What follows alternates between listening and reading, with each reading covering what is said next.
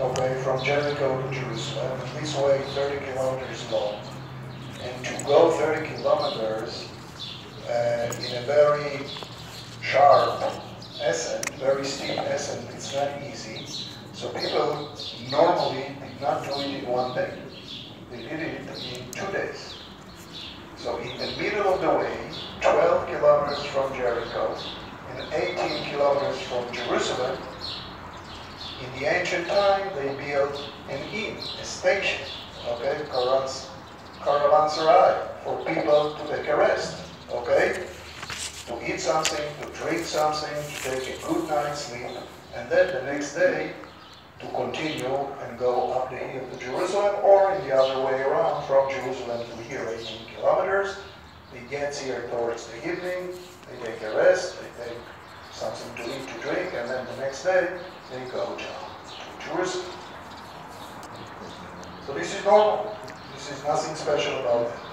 Okay? Now the New Testament, okay, and the Gospel of Luke tells us a story about this place. And the story is that one of the pupils, one of the followers of Jesus, is coming to him and asking about the story. I will call, there is no name to this guy, okay? Lawmakers. What? He's one of the lawmakers. One of the lawmakers, but we don't know the name of it. Okay, let me find this place here. 1 second. In the Gospel of Luke.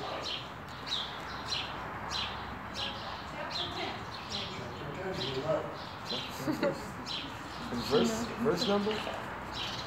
Okay.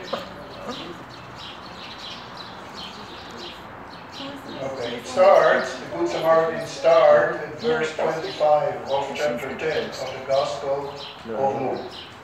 Okay? And they are telling about this guy that comes to Jesus and asks him, okay, Master, what shall I do to inherit eternal life? Okay, what should I do to inherit eternal life? And there is a big answer, but at the end of the answer, Jesus tells him the famous saying that we know, love your friend as you love yourself. In Hebrew, ve'ahavta le'reacha kamocha. Love your friend as you love yourself. So this guy goes to Jesus and asks him, okay, and who is the friend? How will I know who is this friend that I have to love like myself? And at this point, Jesus is telling him a parable, a story. This is not a true story that really happened, okay? It's a parable, okay? But it reflects, okay, things that really happened in this place. On Ma'ale Adomim, on the Red Ascent, okay, on the way from Jerusalem to Jericho. And this is the parable, this is the story that Jesus tells this man that asked him. A certain man went down from Jerusalem to Jericho and fell among thieves, which stripped him of his clothes and wounded him and departed, leaving him half dead. So the robbers came to this man going from Jerusalem to Jericho, robbed him, wounded him, injured him, and left him by the side of the road, injured. Okay? And by chance, there came down a certain priest that way. And when he saw him, he passed by on the other side. The priest came from Jerusalem to Jericho. Okay? He saw the wounded man, did nothing, went to the other side of the road, keep going to Jericho. And likewise, a Levite. You know what a Levite is? The people of Israel is divided into priests, Levites, and Israelites. Okay? The priests are in the temple, the Levites, the tribe of Levi, and then the Israelites. So here came the Levites, and he was at the same place. Came and looked on him and passed by on the other side. The Levite didn't help the man as well. But a certain Samaritan, as he journeyed, came where he was, and when he saw him, he had compassion on him.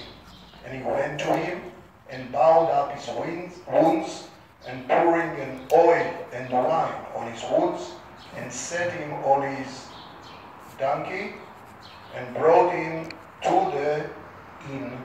Which inn? To this inn. Okay? And took care of him. And on the tomorrow, when he departed, he took out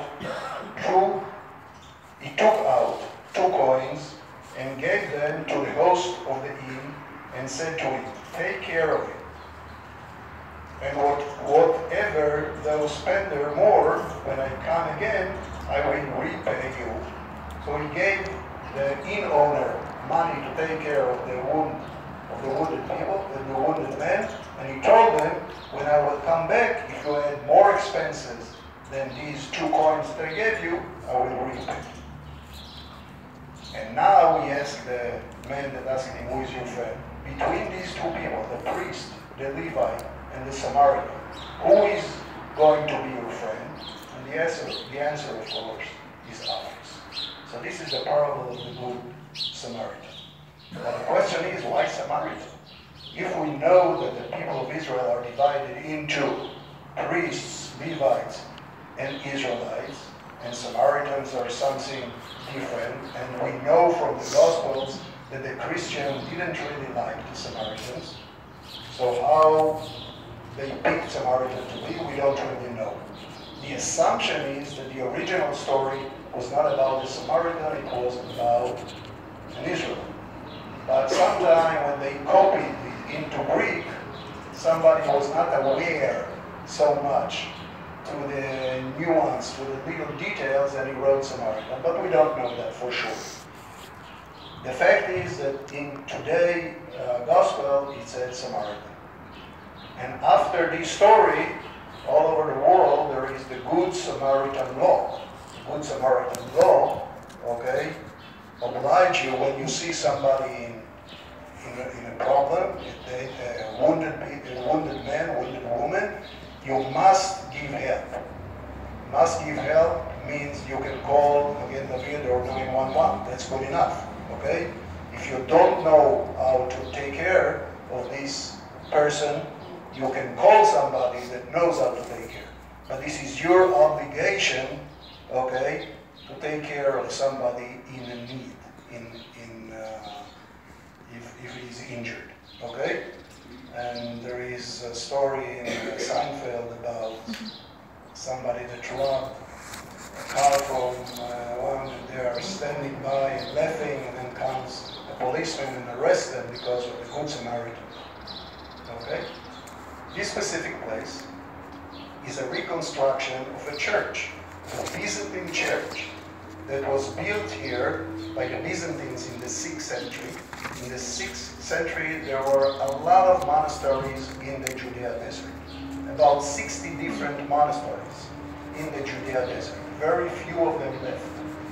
Here there was a monastery. These are the remains of the monastery, and these are the remains of the church that was part of the monastery. Okay? The mosaic floor, some of it is left from the 6th century, the rest of it is reconstructed. Okay?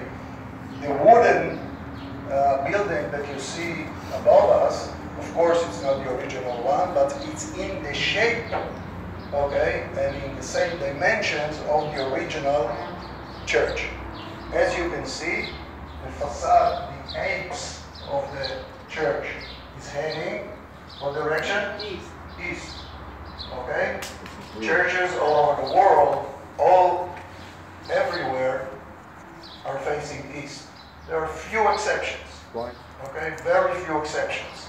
Why not Most face of Jerusalem? The churches all over the world, always facing Why not facing Jerusalem? Jerusalem is for synagogues. No. Yeah. Why east? Why east? It's a remains from paganic world when people were praying for the sun to come every morning. Okay? So no Christian today will tell you that this is because of the pagans, of course. But this is the source of this custom to build churches always facing east. For us, Jews, okay, synagogues are not facing east. Synagogues all over the world facing the land of Jerusalem. Israel. Okay? And synagogues within Israel always facing